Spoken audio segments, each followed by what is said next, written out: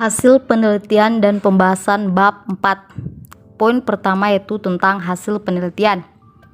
Yang pertama, hasil penelitian pada bab 4 ini pada dasarnya merupakan hasil penelitian yang diperoleh melalui kebenaran empirik, kebenaran secara teoretik berupa hipotesis pada bab 2. Yang kedua, secara teoretik, kebenaran diperoleh dari pengembangan kajian teori, kerangka berpikir, dan finalnya pengajuan hipotesis. Yang ketiga, secara empirik, kebenaran diperoleh dari hasil analisis data yang diperoleh dari bab 2 dan bab 3, sehingga hasil penelitian pada bab 4 ini merupakan kebenaran secara empirik. Hasil penelitian dibedakan menjadi 4. Yang pertama, data pratindakan. Yang kedua, hasil tindakan siklus 1. Yang ketiga, hasil tindakan siklus 2. Dan yang keempat, perbandingan hasil tindakan. Yang pertama itu deskripsi kondisi awal atau data pratindakan. Yang pertama, dideskripsikan semua hasil pengamatan dari kondisi awal. Yang kedua, deskripsi dapat disajikan pula dalam bentuk tabel atau daftar maupun dalam bentuk grafik atau diagram. Dan yang ketiga, tabel seberapa besar kompetensi yang rendah 23, tinggi 78, rata-rata berapa sama dengan 50, kemudian dilanjutkan dengan grafik. Yang kedua yaitu deskripsi hasil tindakan siklus 1. Yang pertama, dideskripsikan mengenai perencanaan siklus pertama meliputi apersepsi, kegiatan inti, dan penutup. Yang kedua, dideskripsikan pelaksanaan tindakan pada siklus 1, apa tindakan yang dilakukan, siapa yang melakukan tindakan, dengan menggunakan apa tindakan agar berlangsung, dan sebagainya.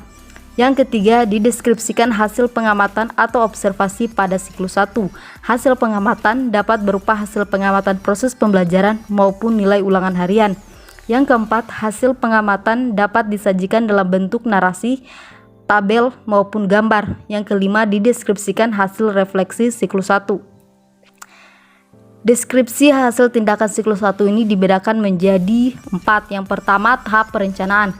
Pada tahap ini, peneliti menjelaskan tentang apa, mengapa, di mana, kapan, dan bagaimana penelitian dilakukan. Penelitian tindakan kelas sebaiknya dilakukan secara kolaboratif sehingga menghindarkan unsur subjektivitas. Yang kedua, tahap pelaksanaan. Pada tahap pelaksanaan dilakukan kegiatan implementasi atau penerapan perencanaan tindakan. Di dalam kegiatan implementasi ini, maka guru atau peneliti harus mentaati perencanaan yang telah disusun. Hal yang perlu diperhatikan pada tahap ini adalah pembelajaran harus berjalan seperti biasanya, tidak boleh kaku dan terkesan dibuat-buat.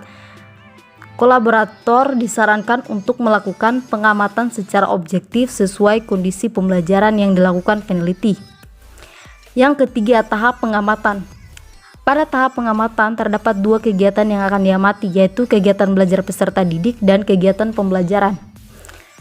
Pengamatan terhadap proses belajar peserta didik dapat dilakukan sendiri oleh guru pelaksana atau peneliti sambil melaksanakan pembelajaran. Sedangkan pengamatan terhadap proses pembelajaran guru, pelaksana atau peneliti dapat meminta bantuan kepada teman sejawat yang bertindak sebagai kolaborator untuk melakukan pengamatan. Kolaborator melakukan pengamatan pembelajaran berdasarkan instrumen yang telah disusun oleh peneliti. Yang keempat, tahap refleksi. Pada tahap ini merupakan inti dari penelitian tindakan kelas, yaitu ketika kolaborator mengungkapkan hal-hal yang dirasakan sudah berjalan baik dan bagian yang belum berjalan dengan baik pada saat peneliti mengelola proses pembelajaran. Hasil refleksi dapat digunakan sebagai bahan pertimbangan dalam merancang siklus berikutnya, sehingga pada intinya refleksi merupakan kegiatan evaluasi, analisis, pemaknaan, penjelasan, penyimpulan, dan identifikasi tindak lanjut dalam perencanaan siklus berikutnya. Poin selanjutnya yaitu tentang deskripsi hasil tindakan siklus 2. Yang pertama, hasil analisis dan refleksi pada tindakan 1.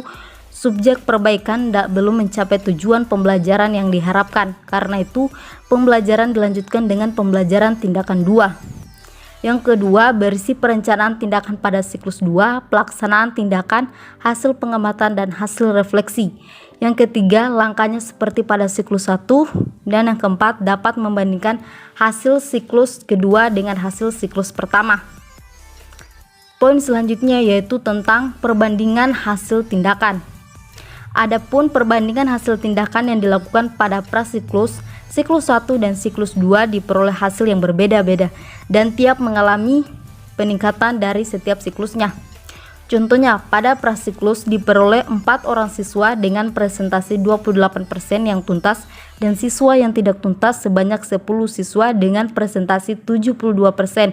Kemudian pada siklus 1 mengalami peningkatan dengan jumlah siswa tuntas sebanyak 7 siswa dengan presentasi 50% dan siswa yang tidak tuntas sebanyak 7 siswa dengan presentasi 50%. Dan pada siklus 2 kembali mengalami peningkatan dengan jumlah siswa yang tuntas sebanyak 12 siswa dengan presentasi 85% dan siswa yang tidak tuntas sebanyak 2 siswa dengan presentasi 15%. Poin selanjutnya yaitu tentang pembahasan. Pertama, bagian pembahasan memberikan penjelasan logis untuk hasil dari penelitian.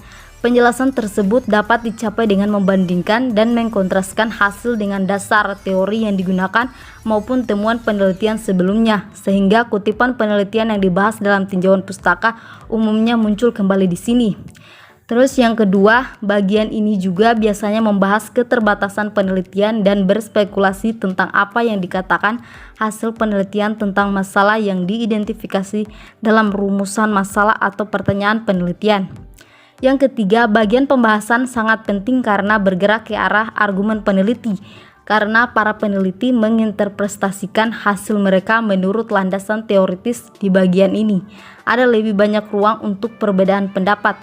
Cara peneliti menafsirkan hasil mereka mungkin sangat berbeda dari cara kita menafsirkannya atau cara peneliti lain menafsirkannya.